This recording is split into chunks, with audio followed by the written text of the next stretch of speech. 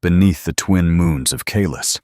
The sky glowed with swirling ribbons of violet light that seemed to breathe with the pulse of the world itself. Elara stood on the balcony outside her room, wind threading through her dark hair, staring up at the colors she had loved since childhood. To everyone else, this sky was ordinary. To her, it was a reminder that she did not belong. Caelian children were born beneath these moons, shaped by their world. Elara had come from somewhere else, another sky, another planet, another life she couldn't even remember. Sometimes she imagined Earth as quiet and blue, a fragile world floating alone in the dark. Other nights she tried to picture her birth parents, wondering who they were, wondering why they had let her go. The violet horizon shimmered, casting her shadow long against the floor. She closed her eyes and whispered to the sky as though it were listening. "One day," she murmured, "I'll find my place, even if it isn't here." The school corridor buzzed with voices, but when Elara passed, conversations dipped into hissing whispers. "Look, the sky thief." Someone sneered. Another voice followed, sharper, crueler. "Human waste." Elara kept walking, clutching her books tight against her chest, every step heavy with the effort not to react. Laughter echoed behind her, bright and vicious, while footsteps slapped the floor in mocking rhythm. She tried to focus on the distant hum of machinery outside, anything but the sting of their words. Yet they landed anyway, every insult like a blade slipping beneath her skin. In class, a boy leaned close, pretending to study her face. "Your eyes are wrong," he said, smirking. "Too round, too human." The room erupted with muffled giggles. Elara stared at her desk, jaw shaking, wishing she could dissolve into air. The teacher watched silently, pretending not to notice. By the time the bell rang, she was numb, heart wrapped tight to keep from breaking. But the words followed her out the door, clinging like shadows she couldn't shake. When Elara arrived home, the air smelled faintly of starfruit tea and warm metal, a scent she always associated with safety. Serin looked up from the kitchen table, eyes soft with concern the moment he saw her slumped shoulders. Without asking, he placed a steaming cup in her hands. Maelis joined them, folding Elara gently into her arms, her voice a quiet murmur against the girl's hair. "You are ours," she whispered, "and nothing can change that." The words loosened something inside Elara, and all the hurt she'd swallowed at school surged forward. She didn't speak. She didn't have to. Serin rested a hand over hers, steady and warm. "They don't see who you are yet," he said, "but they will. You carry a light stronger than their darkness." Maelis told an old Caelian tale about a lonely child who grew into a warrior, not by strength, but by love. Elara listened, letting their voices rebuild what the world had tried to tear apart. Here, in this home, she belonged. The assembly hall buzzed with restless energy as students filled the rows, their voices rising and falling like storm wind. Elara slipped into her seat near the back, wishing she could disappear into the metal frame beneath her. A giant holographic banner shimmered above the stage, announcing the new term and honoring Caelian heritage. Teachers lined the walls with practiced smiles, but the students' gazes drifted toward her, curious and sharp. She could feel every stare like heat against her skin. Headmaster Riken stepped forward, robes sweeping behind him, voice echoing across the hall as he welcomed everyone. Elara tried to listen, fingers gripping the edge of her seat, but her breath came too tight and fast. She sensed something waiting beneath his words, something aimed at her. The air thickened, the room growing unbearably still, and Elara felt the moment closing around her like a fist. This was always how assemblies began, not with celebration, but with dread. Headmaster Riken's tone shifted, turning sharp as glass. His eyes swept the room before locking onto Elara. "We must remember," he declared, voice booming, "that Caelus thrives through purity of lineage." A hush fell. "Some here," he continued, "exist not by right, but by pity." Laughter rippled through the hall. Elara felt her pulse throb in her throat. Riken's stare deepened, cold and deliberate. "A foreign seed," he said, "cannot take root in Caelian soil." The words slammed into her, stealing breath and sound. All around, whispers rose, snickers, coughs of amusement, smug looks thrown like darts. Elara forced her gaze down, trying to hold herself still. It didn't help. Every syllable sank into her bones, echoing beneath her ribs. The hall blurred, voices melting into a cruel hum. Riken moved on to other topics as if nothing had happened, but the damage was done. The words clung to her skin, impossible to shake loose. When the assembly dismissed, Elara drifted out with the crowd, her steps hollow beneath her. Outside, the sky burned orange with the setting suns, and the air tasted of dust and electricity. She stood alone near the courtyard fountain, staring at her reflection trembling on the water's surface. For a moment, she wondered if Riken was right, if she truly didn't belong. The thought ached like a bruise. Then her fingers brushed the small pendant hanging beneath her uniform collar, the one Maelis had given her, carved with swirling Caelian script. She closed her eyes and breathed. In the quiet, a memory rose. Seren's voice telling her that strength wasn't loud or angry. It lived in silence, in choices, in standing when the world pushed hard. Elara straightened, let the tears fall once, then wiped them away. She wasn't ready to fight. Not yet. But she wasn't finished either. And that, she realized, was its own kind of power.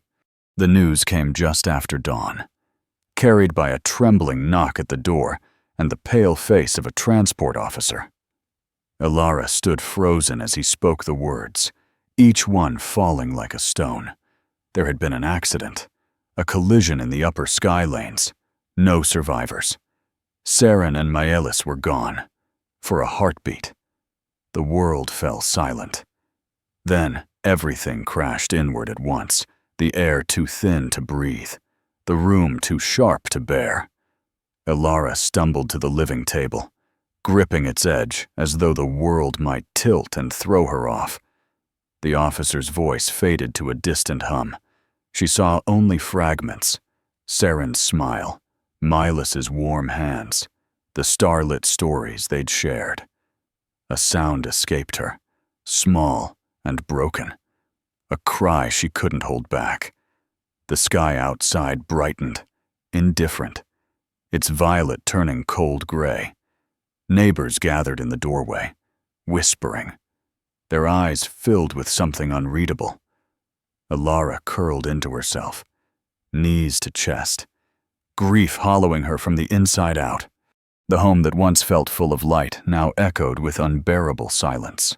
By midday, word had spread through the district, and the once quiet street outside Elara's home filled with the low rumble of voices.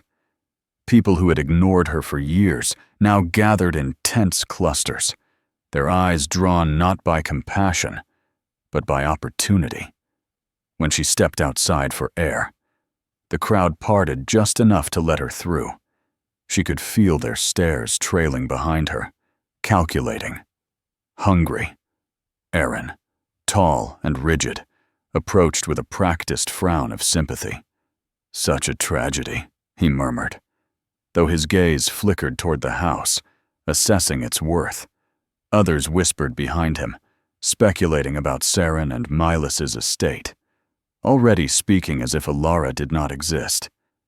The air felt colder than the wind, sharp with judgment and greed. She hugged her arms around herself and kept walking, heart pounding. Every familiar face now seemed stripped of warmth. The street she had once known was gone, replaced by strangers wearing memories of neighbors. The grief she carried grew heavier beneath their eyes, and she realized she would face this loss alone. 2 days later, Elara found herself standing inside the magistrate hall, the air thick with incense and expectation.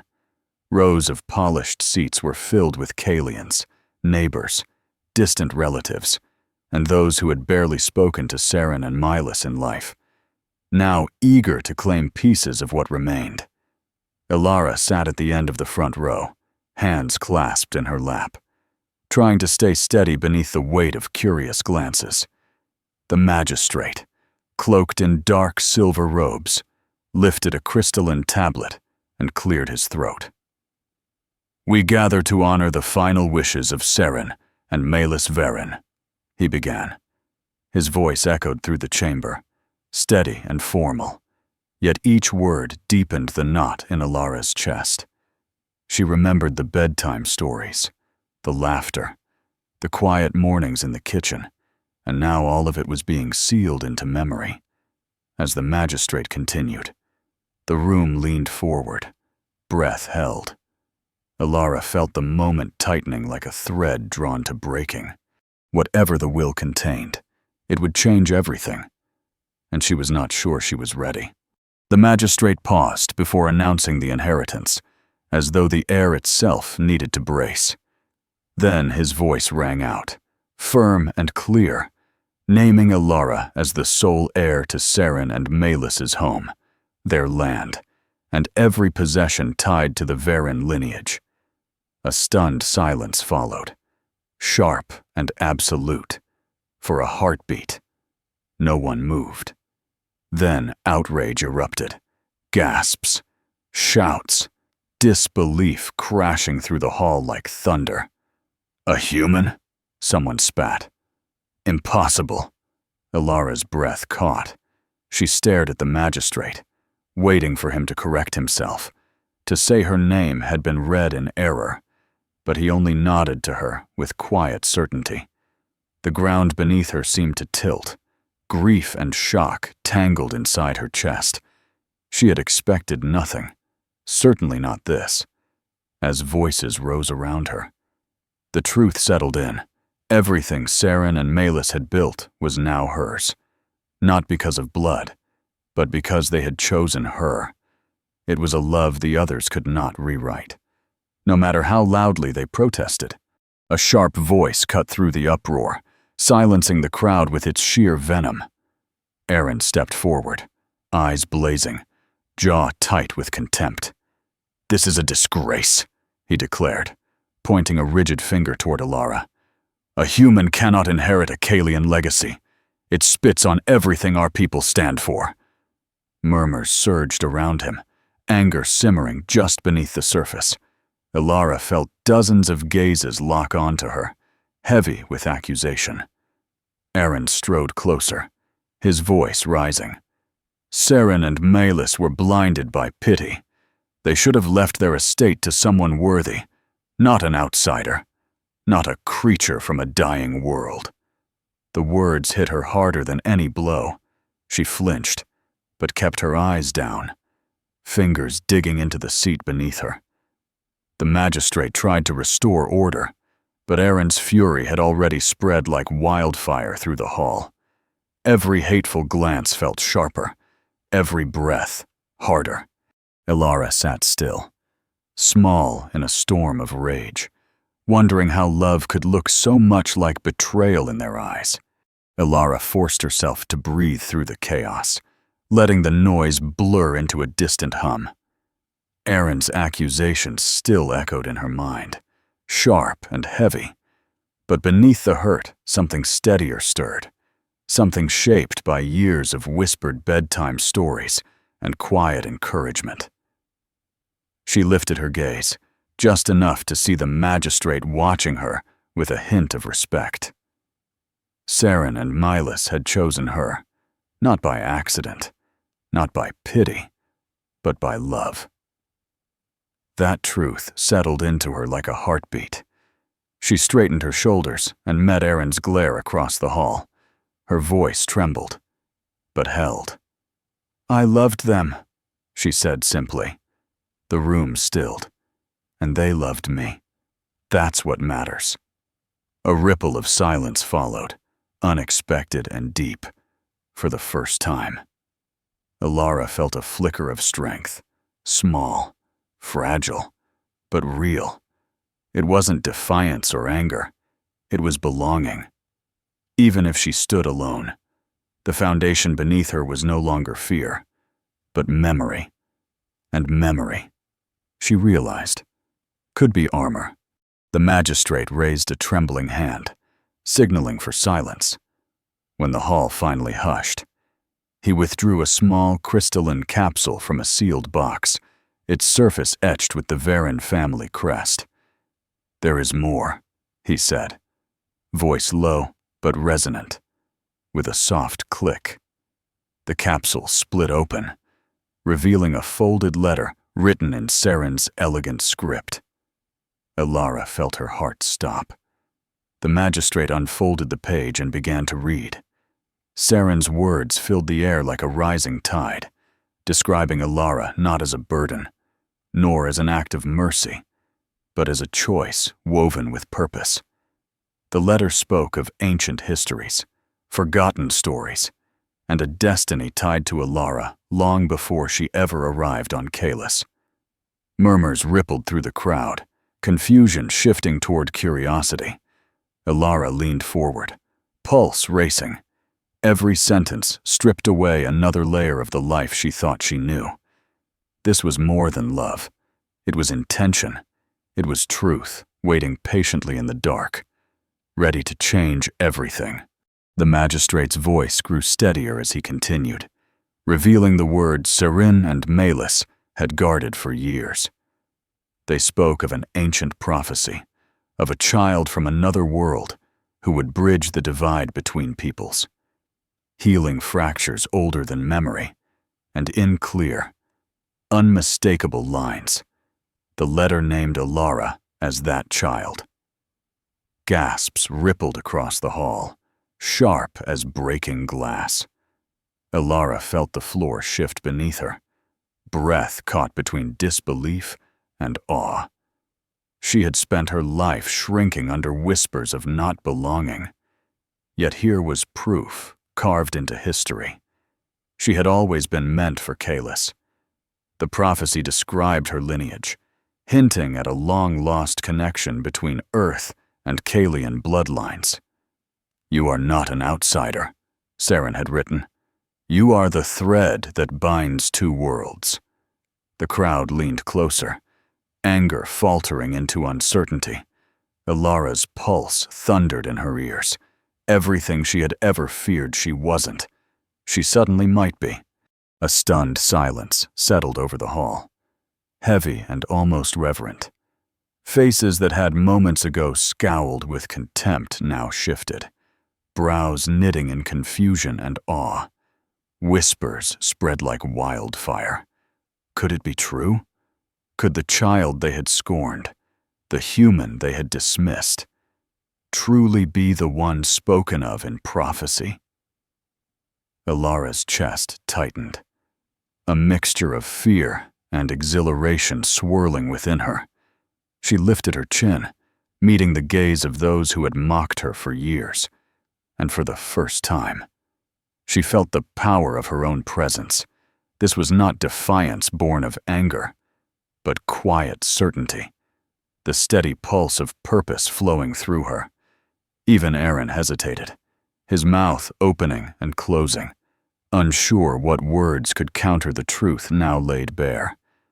The hall's energy shifted imperceptibly, the tide turning as the crowd's disbelief faltered, replaced by tentative respect. Elara felt a spark ignite within her, a seed planted by her parents, nurtured through years of ridicule, now ready to grow.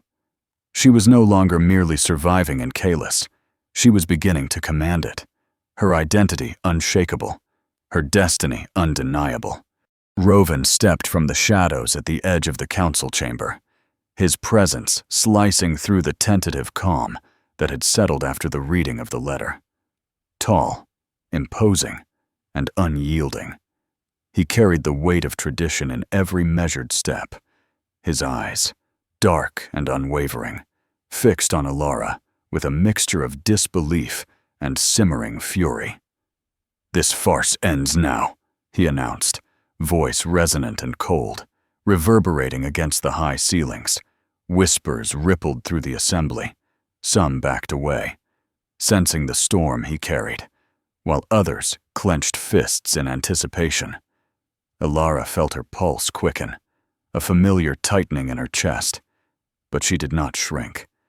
Rovan's reputation preceded him. He was a staunch guardian of Caelian customs, feared for his uncompromising stance on lineage and heritage. And now, he viewed her as a threat, a human child who dared claim what had never been meant for her. The air between them crackled with unspoken challenge, and the chamber seemed to hold its breath. Every eye turned toward Elara, waiting, testing. She straightened her shoulders, bracing herself. Rovan had emerged, but she was ready to meet him head-on. Elara lifted her chin, feeling the weight of every gaze in the chamber press against her. And yet, for the first time, she did not falter. Rovan's accusations hung in the air, sharp and insistent, each word meant to diminish her, to make her doubt her place. But she drew on the lessons Serin and Maelis had instilled, the quiet power of standing firm, the strength that came not from fear or anger, but from knowing who she was. Her voice rang out, clear and unwavering. "I am not here to erase your history," she declared, eyes locking with Rovan's. "I am here because my parents saw potential in me, a bridge between our worlds, a thread that binds what has long been divided." Gasps and murmurs spread through the chamber as her words cut through the tension, planting seeds of reconsideration in even the most skeptical hearts. Former tormentors watched in astonishment, realizing that the girl they had mocked now radiated a strength none could ignore. Elara felt a fire ignite within her, a power tempered by love, honed through pain, and now fully awakened in defiance. For the first time, she understood. This was her moment to shape destiny, not merely react to it. A ripple of movement passed through the assembly as eyes that had once glared with contempt now softened with hesitation. Millen, who had jeered at her in the hallways for years, stepped forward, voice barely above a whisper. I was wrong," she admitted, cheeks flushed, eyes lowered. Beside her, Jack nodded, a tentative acknowledgement of Elara's courage.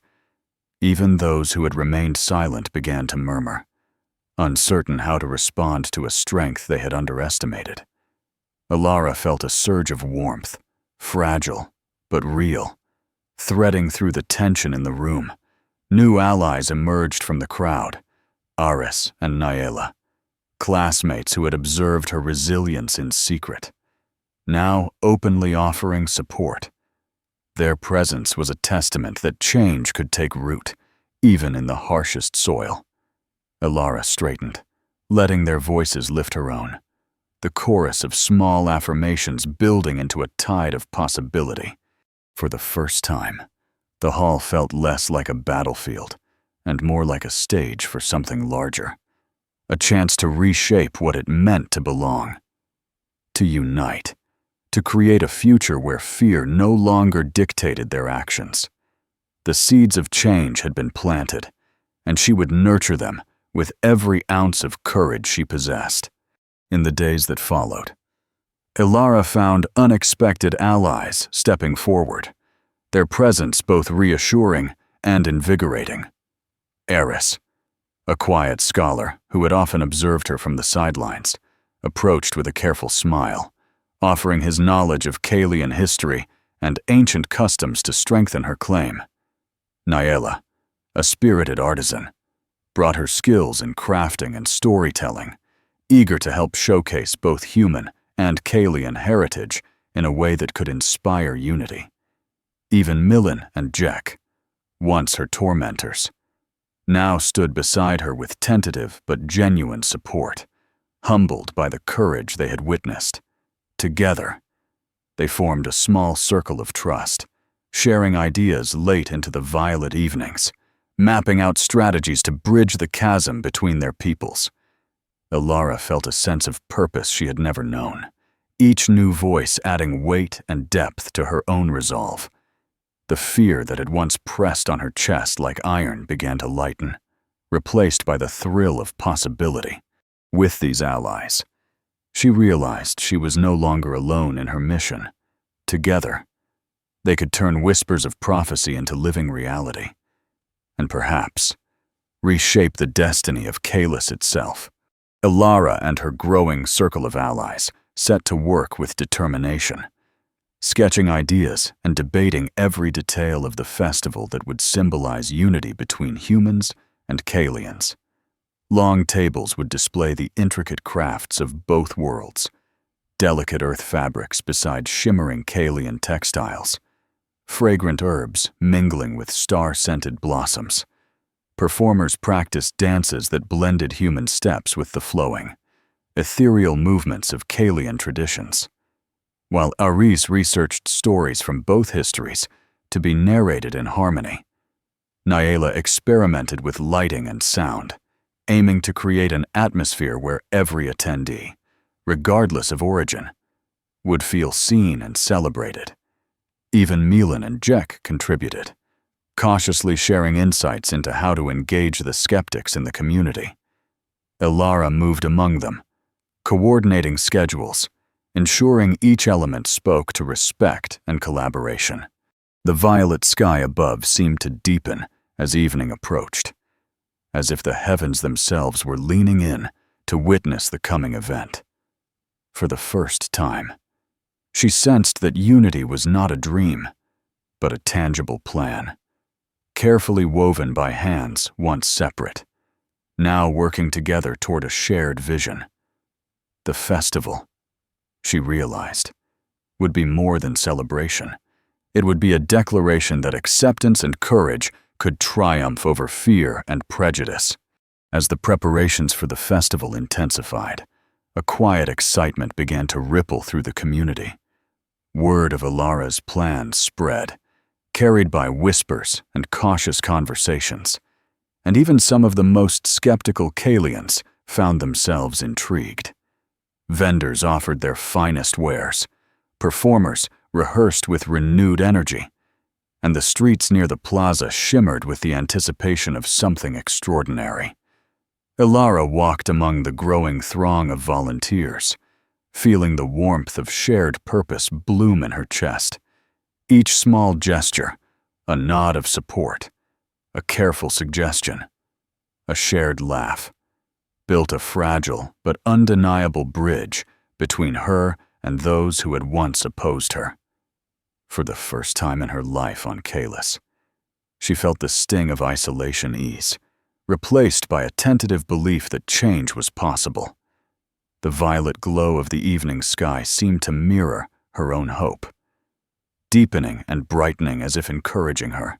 Rising hope, she realized, was not merely about belief in herself. It was about planting a spark that could ignite in others, a spark that might finally light the path to unity, and perhaps to a future where humans and Caelians could walk side by side without fear. Rovan retreated to the shadowed corridors of the council chambers, his mind churning with schemes as dark as the violet night outside. He had underestimated Elara's resilience and the quiet strength she had begun to inspire in the community. Now, he plotted with meticulous care, seeking to turn their tentative support into fear and doubt. Messages were whispered into willing ears, hints of scandal and manipulation carefully seeded to grow suspicion. Allies of convenience, long loyal to tradition, were reminded of the dangers of change, urged to question the girl who dared claim her inheritance. Every word, every gesture, was calculated to fracture the fragile bonds Elara had begun to build. From the shadows, Rovan watched as uncertainty crept into conversations, as hesitation spread like a slow poison. He imagined the festival collapsing before it could even begin, a public spectacle of failure that would strip Elara of credibility. Yet, even as he wove his plot, a flicker of doubt gnawed at him. He had seen the way she inspired others, the way her courage sparked hope. Still, he pressed forward, convinced that fear, carefully stoked, could undo what love and prophecy had set in motion. The night deepened, and Rovan's plan solidified, a dark counterpoint to the rising light Elara represented. By the following morning, whispers of doubt began to weave through the city like a creeping mist. Rovan's carefully planted rumors found fertile ground in those already hesitant to embrace change. Conversations that had once carried curiosity now trembled with unease. "Is she truly capable?" someone murmured, glancing toward the preparations for the festival. "What if this human child cannot honor our traditions?" Others nodded, unease deepening in their eyes. Elara felt the shift even before she entered the plaza, a subtle tension pressing against her chest like a tightening vice.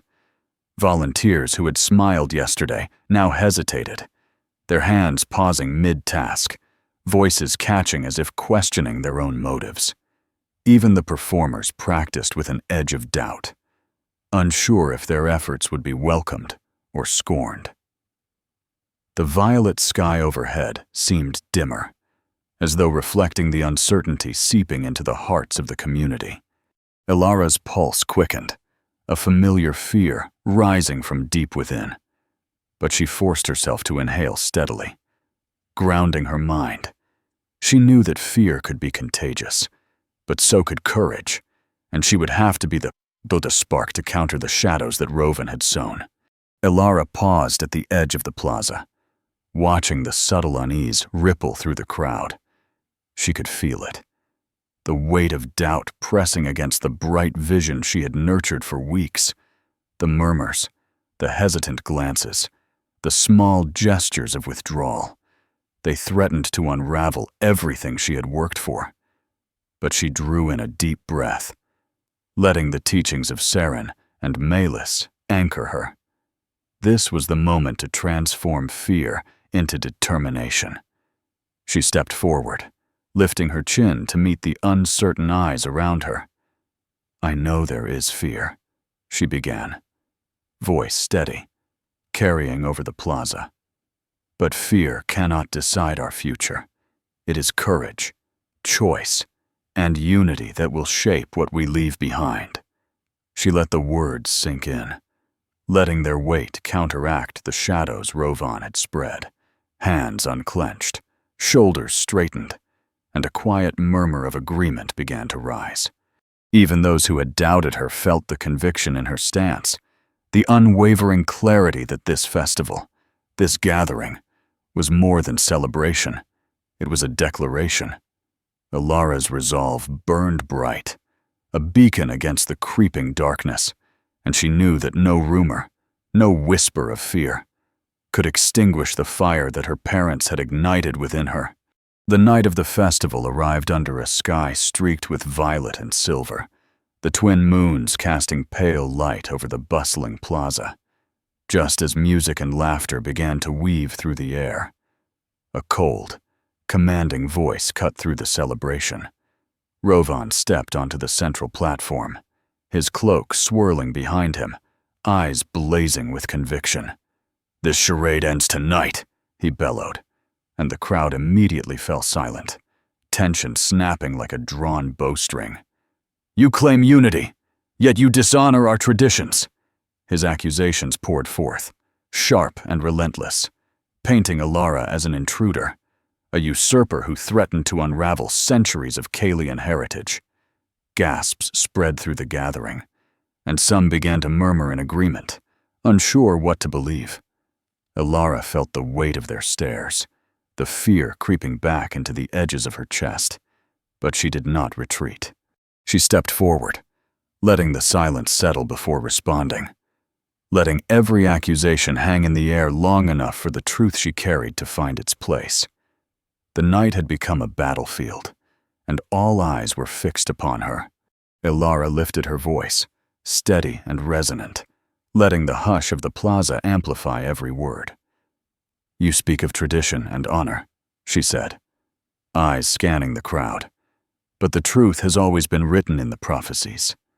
She recited the ancient verses Serin had taught her, words long buried in Caelian lore, describing a child born of two worlds who would unite fractured peoples and heal the divisions that time could not erase.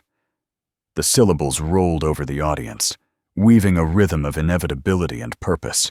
Murmurs of disbelief rippled first, then quiet awe, as realization dawned in hesitant faces. Even Rovan's posture faltered, a flicker of unease crossing his stern features. Elara's words struck at the heart of fear. Replacing uncertainty with clarity, she was not an intruder, nor a pretender. She was the embodiment of a destiny foretold, a bridge between human and Caelian, and her presence was the fulfillment of a promise long forgotten. The crowd shifted, leaning closer, drawn by the resonance of truth, as the prophecy transformed from abstract legend into living reality.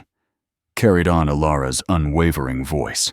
From the edge of the plaza, a figure cloaked in silver stepped forward, the elder whose presence commanded both respect and reverence.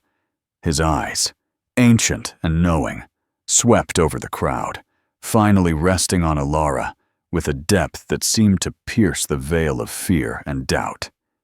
"She speaks the truth," he intoned, voice steady and carrying across the square.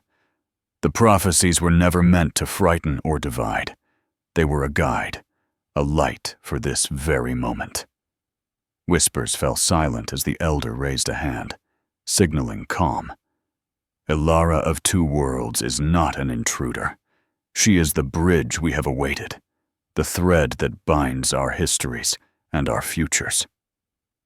A hush settled, heavy with awe, as the community absorbed his words. Even Rovan's defiance wavered beneath the weight of authority and the undeniable truth laid bare.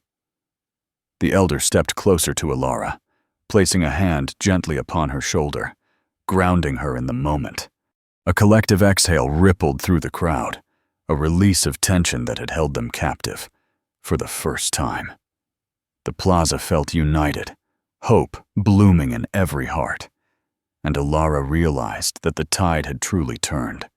She was no longer alone. Destiny and community now stood beside her.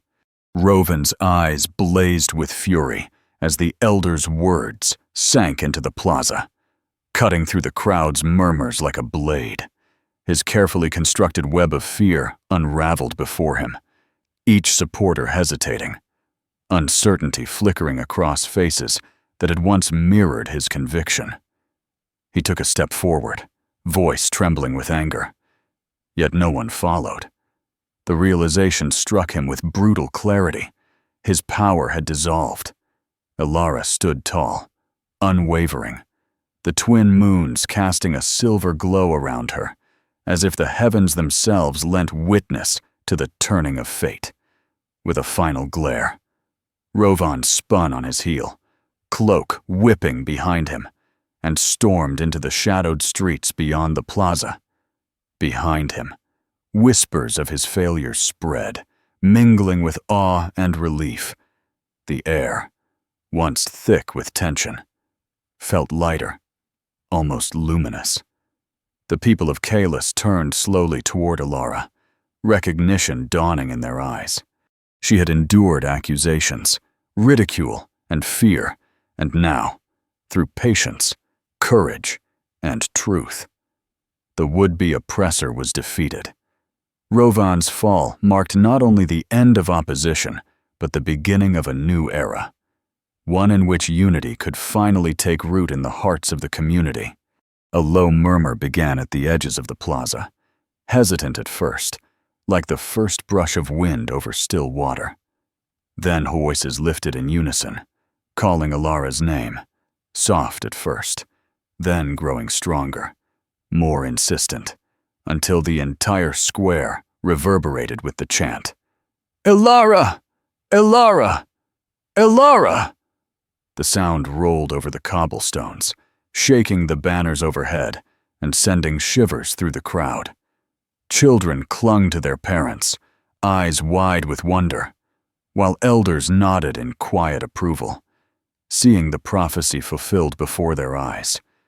Even those who had once doubted or feared her joined in, compelled by the undeniable presence of truth and courage. Elara felt the vibration of thousands of voices beneath her feet, the collective heartbeat of a people choosing hope over division. Her chest swelled, not with pride, but with the profound weight of responsibility and connection. Every note, every shout, became a promise, a bridge between human and Caelian, between past grievances and a shared future. The chant rose higher, echoing into the violet sky, and in that moment, Elara understood fully. She was no longer merely a child of prophecy. She was the living embodiment of unity, and her people had chosen to follow her light. Elara stood at the center of the plaza, the chorus of voices still rising around her, and for the first time, she felt a profound sense of belonging settle into her bones. The twin moons cast a soft, silver glow over the crowd, illuminating faces that had once been strangers, skeptics, or adversaries, now transformed into allies and companions. The banners fluttered gently above, decorated with symbols of both human and Caelian heritage, a visual testament to the bridge she had built. Children ran laughing between the stalls, mimicking dances they had watched earlier, while artisans proudly displayed crafts that blended two worlds into one harmonious vision. Elara's gaze swept over the plaza, lingering on those who had stood by her: Aris, Nyla, Milan, Jek, and countless others who had chosen courage over fear. She breathed deeply, feeling the weight of her journey, from ridicule and loss to truth and triumph, settle into a quiet, unshakable pride. This was her home, not because it had been granted, but because she had earned it through perseverance, love, and unwavering resolve.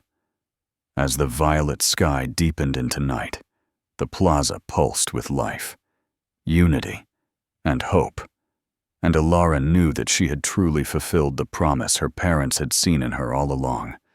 She belonged, and she would protect this home for all who shared it.